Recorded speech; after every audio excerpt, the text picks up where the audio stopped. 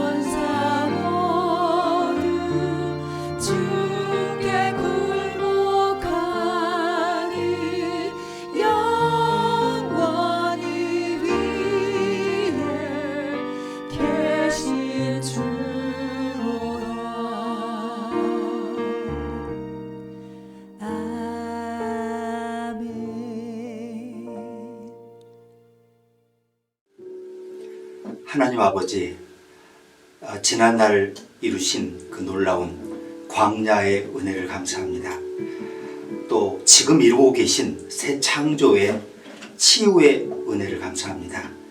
앞으로 이루실 저 놀라운 더 큰 완전한 평화와 구원을 이루실 부활하신 주님을 바라보면서 그 부활하신 주님의 능력을 우리 손에 쥐어주신 것으로 인해서 우리가 모든 일에 맞닥뜨리지만 궁극적으로 그리스도 안에 승리할 수 있다는 놀라운 감격과 기쁨과 확신을 주신 것을 감사합니다. 오늘 예배를 통해서 이 놀라운 은혜, 구원을 베푸신 하나님을 찬송하면서 하나님과의 교제 그리고 그분과의 동행에 더 깊은 차원을 더할 수 있도록 우리의 또 한 주간을 축복하시며 인도하여 주시옵소서. 예수님의 이름으로 기도합니다. 아멘.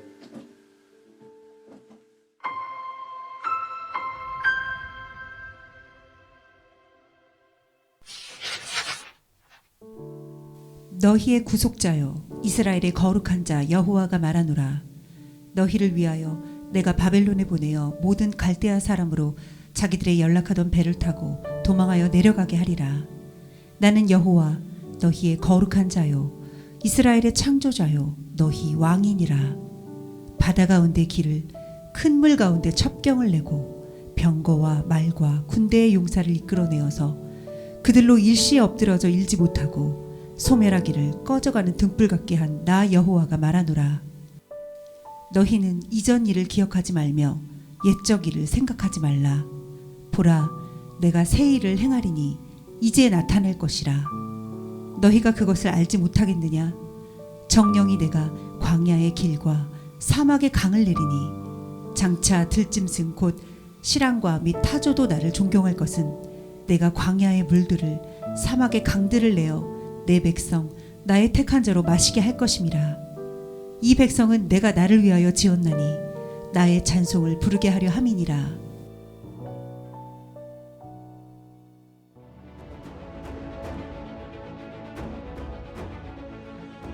오늘은 이사야 43장 14절부터 21절 말씀을 가지고 선택된 사람들, 이런 주제로 함께 말씀을 공유하시겠습니다. 이스라엘 백성은 구약 성경을 보면 힘든 시절을 참 오래 겪죠. 삶이 무너지고 꿈이 흩어지고 사람들은 낯선 땅 바벨론에서 한두 해도 아니고 100년도 아니고 그 이상 이렇게 포로로 삽니다. 돌아갈 집은 보이지 않고 미래는 진짜 암담했죠. 그 시절 희망이라는 말은 그냥 멀게만 느껴지는 상관없는 언어였겠죠. 그런데 바로 그때 하나님이 한 사람을 통해서 말씀하기 시작하십니다. 이 사람이 누구냐 하면 예언자 이사야입니다. 그는 이렇게 전합니다. 너희는 이전 일을 기억하지 말며 옛날 일을 생각하지 말라. 보라, 내가 새 일을 행하리니 이제 나타낼 것이라. 너희가 그것을 알지 못하겠느냐? 내가 광야의 길을 사막에 강을 내리라. 이야, 정말 청량음료처럼 시원한 말씀이 선포됩니다. 하나님은 그들을 더 이상 과거에 묶어두지 않겠다고 하십니다. 그들에게 그러면서 하나님이 다시 묻고 계시는데요. 지금 나를 보고 있느냐? 내가 너희 가운데 새 길을 열고 있다. 아무것도 없어 보이는 그 자리에 나는 길을 만들 수 있다. 물이 흐를 없는 그곳에 내가 강을 흐르게 할 수 있다.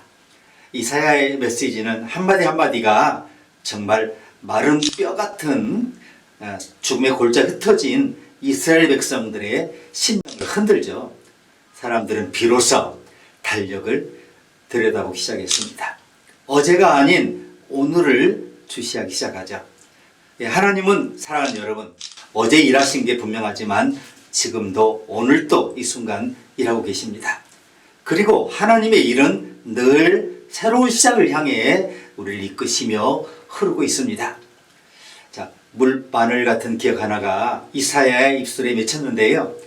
그는 이스라엘 사람들을 바라보면서 아주 오래된 장면을 꺼내죠. 낡은 영화처럼 이집트의 바람, 모래바람 속에서 허리를 굽히고 걷던 그 노예 출신의 그 수백만의 사람들. 그 사람들 전부가 노예였던 시절, 그 길고 정말 침묵이 긴 그 시간을 떠올리게 하죠. 그때 하나님은 바다를 쪼개셨죠. 바다가 등지고 물러서고 길이 열려요. 발밑이 젖지 않고 물이 벽처럼 서 있습니다. 그 사이로 그들이 걸어갔고요. 그들의 등을 뒤쫓던 병거는 끝내 모두 남김없이 어떻게 물속에 잠기지 않았습니까? 이것이 구원의 생생한 장면입니다. 이사야는 그것을 다시 말합니다. 다시 한번 하나님이 그렇게 하실 거라고, 다시 한번 절망의 땅에 물을 열 거라, 절망의 시간에 물을 여실 거라고, 길을 내실 거라고 그분이 여러분과 저에게 지금 말씀하고 계십니다. 그런 다음 이사야는 낮고 조용한 목소리로 이렇게 말하죠. 너희는 이전 일을 기억하지 말며 옛날 일을 생각하지 말라. 보라, 내가 새 일을 행하리니 이제 나타낼 것이라. 너희가 그것을 알지 못하겠느냐? 내가 광야의 길을 사막에 강을 내리라. 광야 한가운데 길이 생기고 있었어요. 아무도 보지 못한 사이에 모래 아래 뿌리처럼 물이 흩어지기 시작해요. 스며들기 시작해요. 사막에 강줄기가 스며들고 있었고 먼 데서 승냥이, 자칼과 타조가 다가오고 있었다는 겁니다. 자, 이 사람들도 알아채요. 그것은 사람의 손이 아닌 하나님의 일이라는 걸. 이 사람들은 사람보다 먼저 그 짐승들이 고개를 먼저 들어요. 피조물들이 먼저 창조주 하나님을 알아봅니다. 그리고 먼저 그들이 달려오고 있더라는 거죠. 내가 광야의 사막행을 내어 내 백성 내가 택한 자에게 마시오게 하리니 이 백성은 내가 나를 위하여 지었나니 나를 찬송하게 하리 함이니라. 이 문장이 여러분 단순한 문장 같습니까? 스쳐 지나가는 평범한 구절 같습니까? 그것은 무너진 심장에 들리는 아주 오래도록 잊고 있었던 우리 이름을 부르는 그분의 음성의 메시지입니다. 사막의 찬 공기 사이, 낮 더운 공기 사이로 스며드는 영원한 생수의 메시지입니다. 이 사람들이 들어요. 자신들의 이름이 다시 불리고 있다는 것을, 하나님께 다시 그들을 부르고 계신다는 것을 이들이 알게 됩니다. 무슨 소리입니까? 하나님의 손이 다시 이스라엘 위에 나타나요. 왜냐하면 그들은 선택받은 민족이라는 거죠. 출애굽기 32장에서 이스라엘 백성이 금송아지 만들어 경배하잖아요. 모세는 시내산에서 하나님의 진노와 마주하죠. 하나님 말씀하세요. 가서 내가 애굽 땅에서 인도하여 낸 내 백성이 부패하였도다. 그런데 이때 모세가 어떤 반응 보이나요? 백성을 변호하잖아요. 하나님께 매달리죠. 이 백성이 자기들을 위하여 금신을 만들고 이제 그들의 죄를 사하시옵소서. 그렇지 아니하실 거면 원컨대 주께서 기록하신 책에서 내 이름을 버려 주옵소서. 이런 거죠. 하나님, 우리가 선민입니다. 무겁습니다. 실망스럽기도 합니다. 하지만 이 백성을 포기하지 말아주세요. 차라리 대신 저를 지워주세요. 자, 여기서 우리는 신앙의 파라독스 역설을 마주합니다. 지친 모세는 마음 깊은 곳에서 아마 이렇게 중얼거렸을 거예요. 하나님, 다음번엔 제발 저 말고 다른 사람 택하시면 안 돼요? 너무 힘들어요. 하지만 그는 그 생각에 오래 머물 수 없습니다. 그는 멈추지 않고 은혜의 발을 딛고 하나님께 더 가까이 다가갑니다. 자, 아모스가 우리를 찌르는 하나님의 음성을 들려주죠. 지구 위의 모든 민족들 가운데 내가 너만을 알았나니. 세상에 얼마나 사람이 많아요. 80억 가운데 내가 너만을 알았나니. 나 하나만을 알고 계시고 나 하나와만 관계를 맺고 계신 것처럼 그렇게 하나님께서 여러분에게 지금 말씀하고 계신 것을 여러분 들으십니까? 그러므로 내가 내 모든 죄악을 너희에게 벌하리라. 자, 선택은 특권이지만 면책은 아니죠. 오히려 그 반대죠.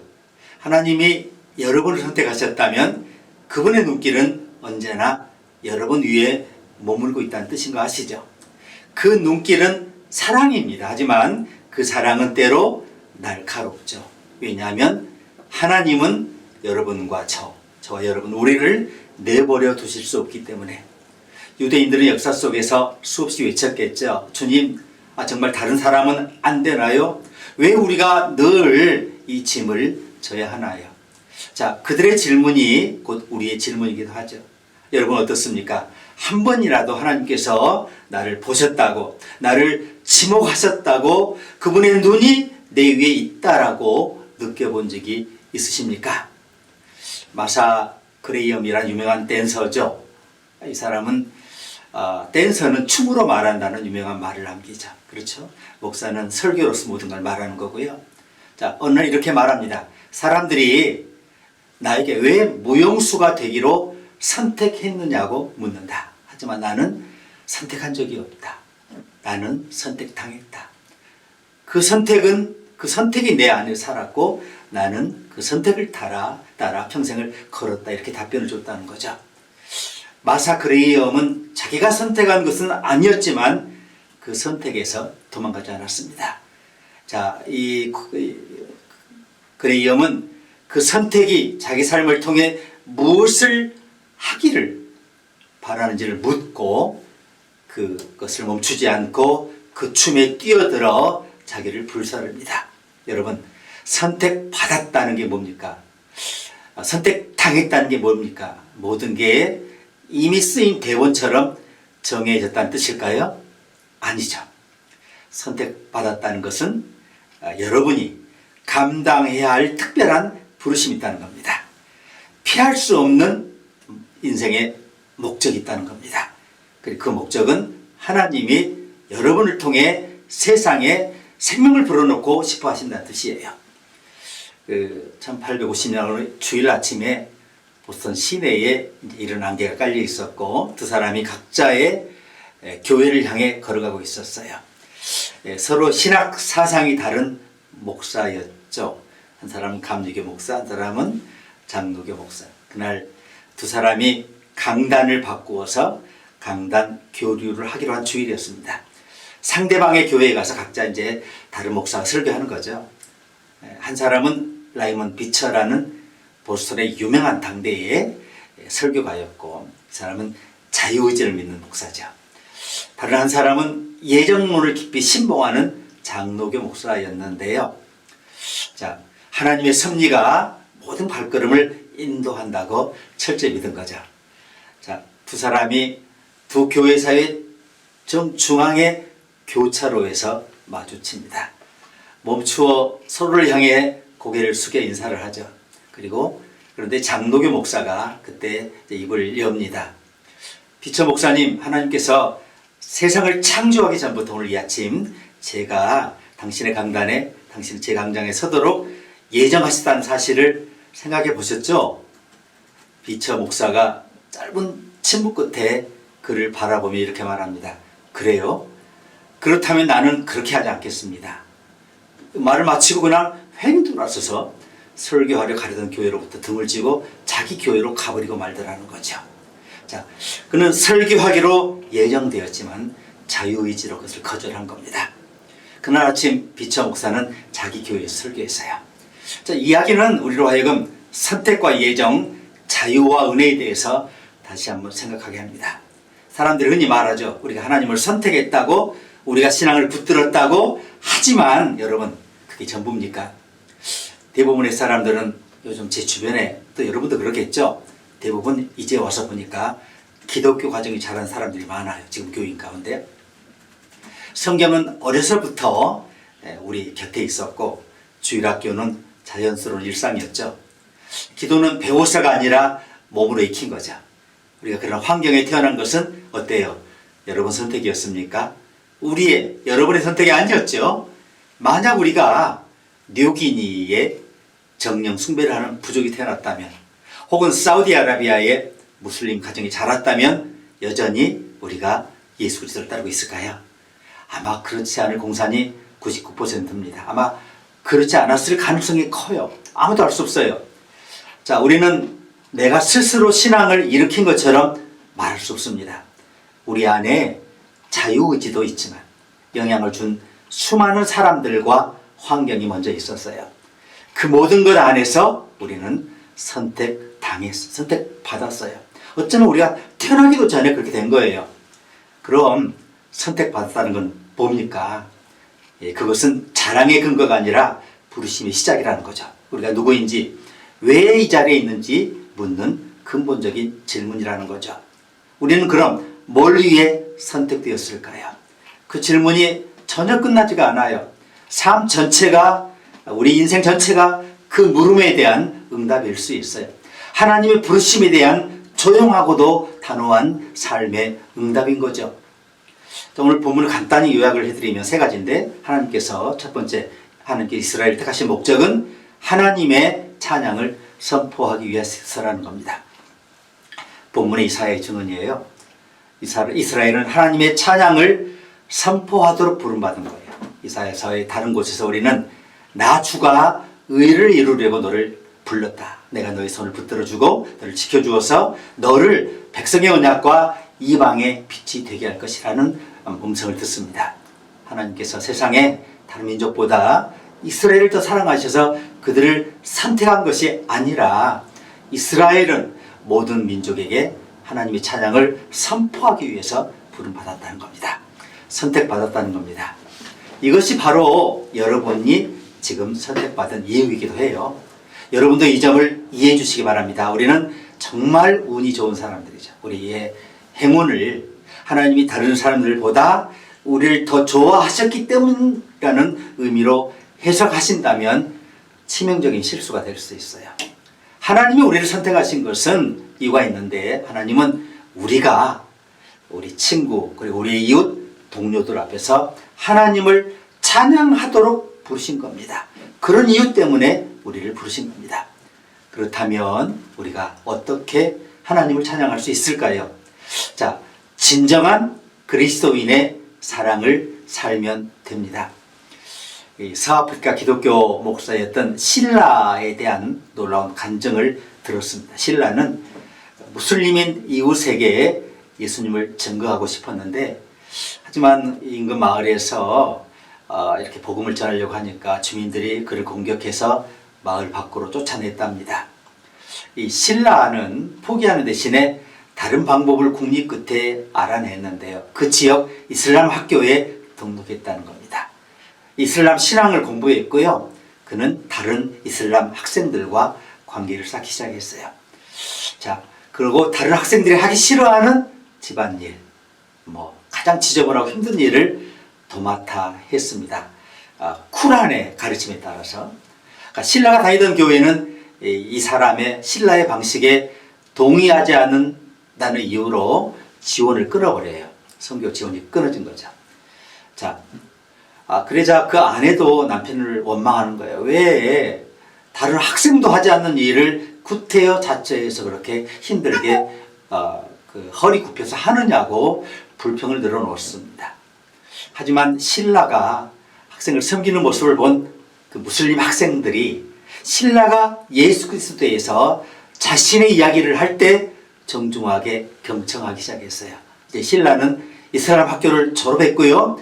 그가 속한 지역에서 이슬람 사회에서 자유롭게 그 성경을 얘기할 자격 같은 걸 얻어요. 그리고 그는 이웃에게 예수님에 대해서 설명할 기회를 얻게 됩니다.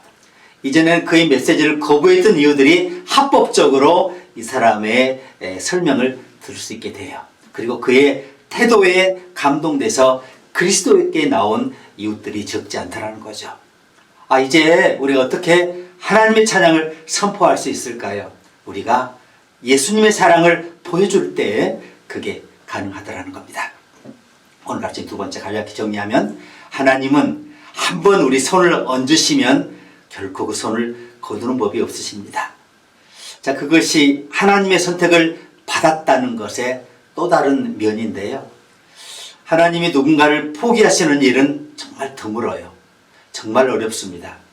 자, 포기하게 할 수 있다고 믿는 사람도 있는데, 하나님이 등을 돌리고 우리를 떠나게 하려면 어떻게 해야 돼요? 마음을 진짜 굳게 먹고 하나님하고 단단히 싸워야 해요. 그것도 오래, 아주 오래 그분하고 치열하게 싸워야 돼요.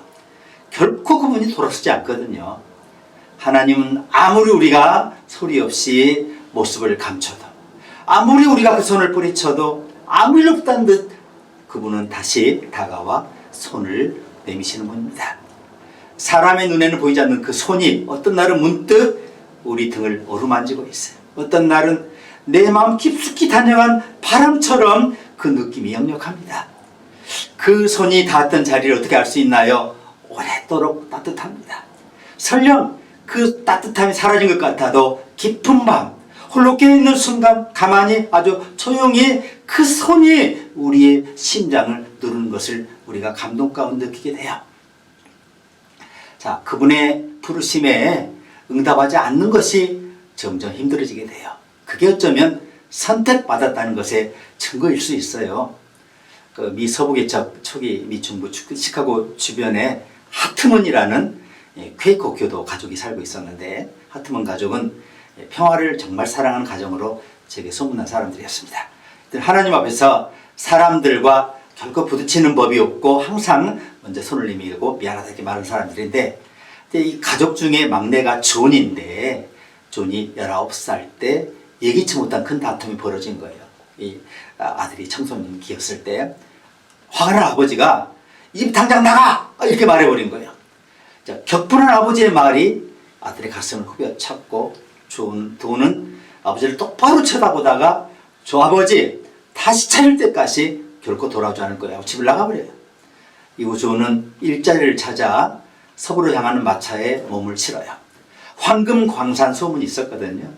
자, 삽을 챙겨 캘리포니아로 떠납니다. 한편 아버지는 며칠 지나서 자신의 행동을 후회하게 돼요.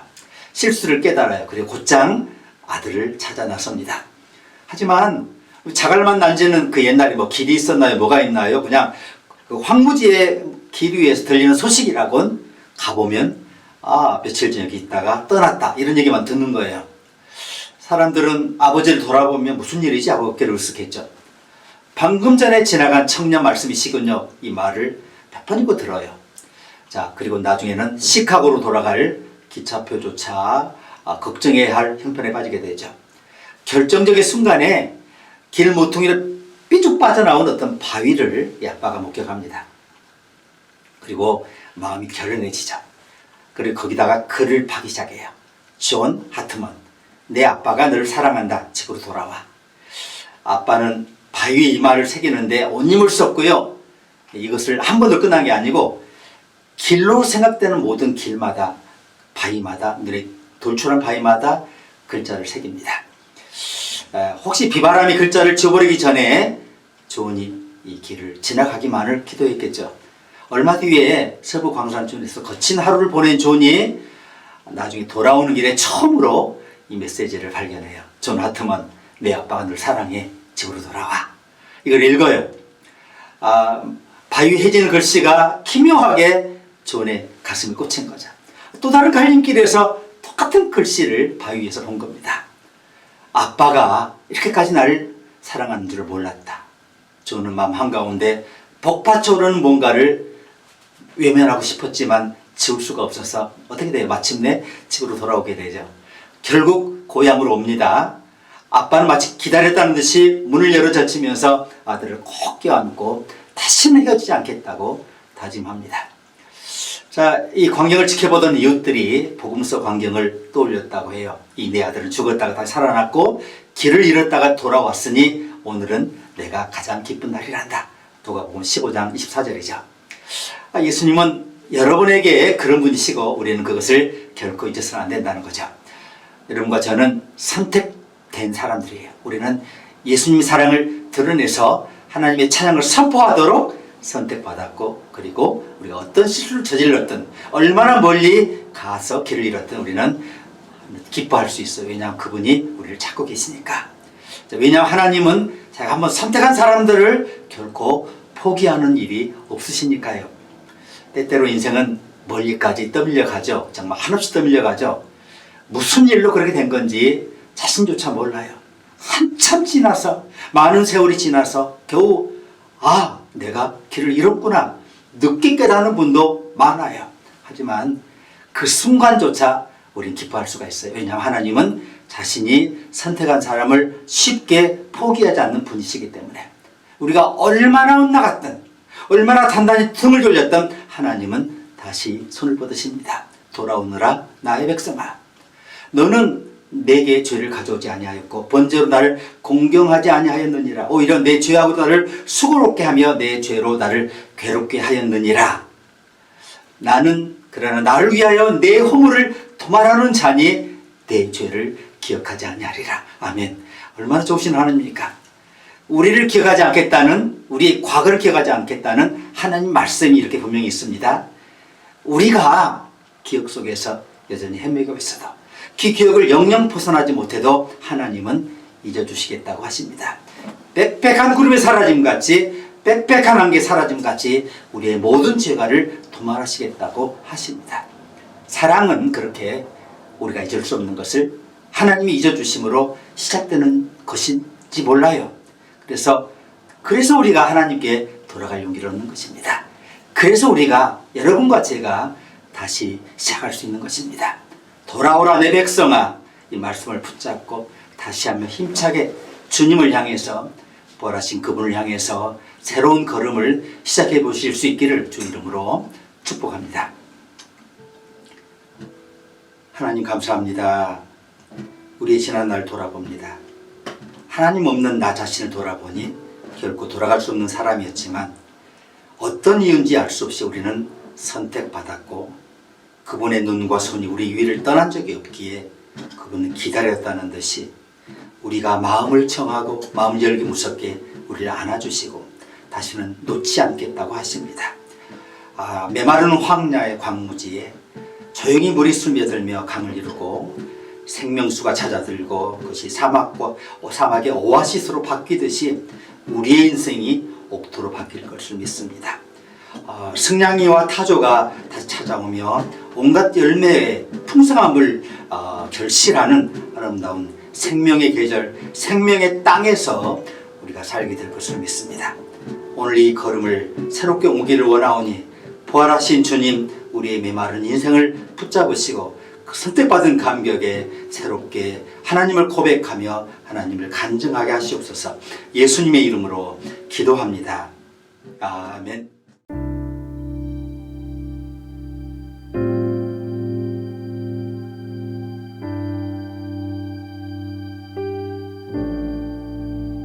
주 은혜로 값없이 받은 구원 내 힘으로 이룰 수가 없네.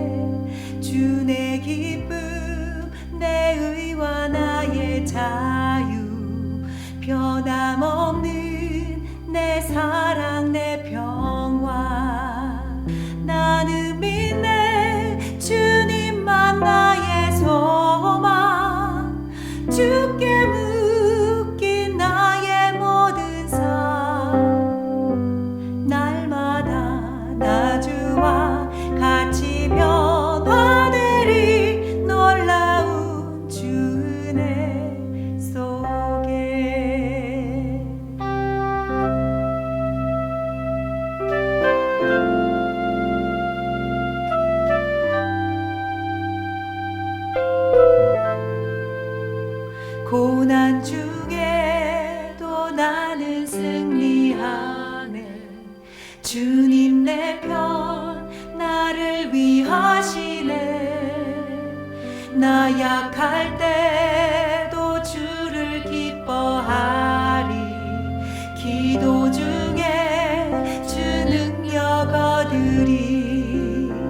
나는 믿네 주님만 나의 소망.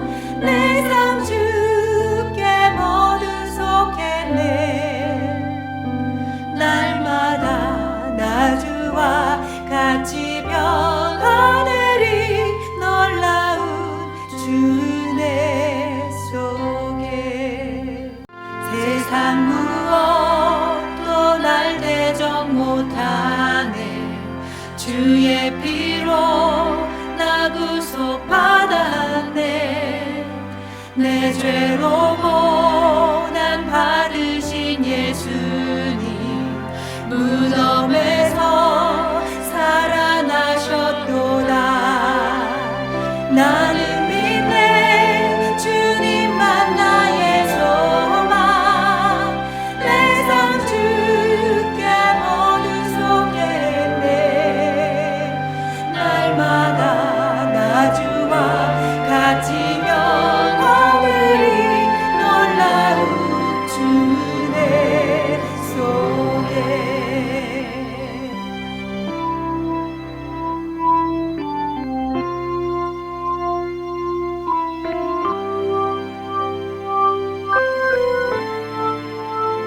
주 따르리. 날마다 주 바라리. 본향으로 주 날 이끄시리. 내 삶의 경주를 다 마치는 날 나 웃으며 보좌 앞에 서리. 나는 믿네 주님만 나의 소망. 내 삶 주께 모두 속했네. 날마다 나 주와 같이 변화되리. 놀라운 주내 속에 나는 믿네 주님만 나의 소망. 내 삶 주께 모두 속했네. 날마다 나 주와 같이 변화되리. 놀라운 주내 속에 나는 주를 닮아가리.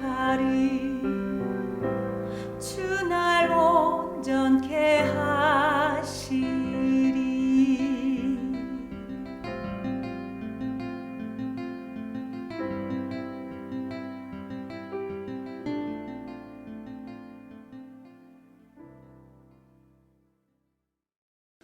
지금은 우리 구주 예수 그리스도의 그 크신 은혜와 하나님 우리 아버지의 만극하신 사랑과 성령님의 내재 교통 충만하심이 황무지 같은 시간, 사막 같은 그런 장소, 도저히 방향을 알 수 없는 사방이 다 트여 동서남북조차 알 수 없는 곳에서 헤매는 우리 인생이지만 주의 손이 내 위에 머무르시기에 우리가 가야 될 방향을 분명히 알게 되어 이제는 더 이상 방황한 일 없이 하나님을 등지는 법 없이 그분이 내 심장에 손을 얹고 따스하게 우리의 육체와 심령을 일으켜주시는 크신 은혜의 무게에 짓눌려 그 은혜를 사모하며 새롭게 인생을 설계하며 오직 주를 향해서 걷기로 다짐하는 주의 자녀들 위해 이제와 영원히 함께 계시기를 간절히 축원하옵나이다.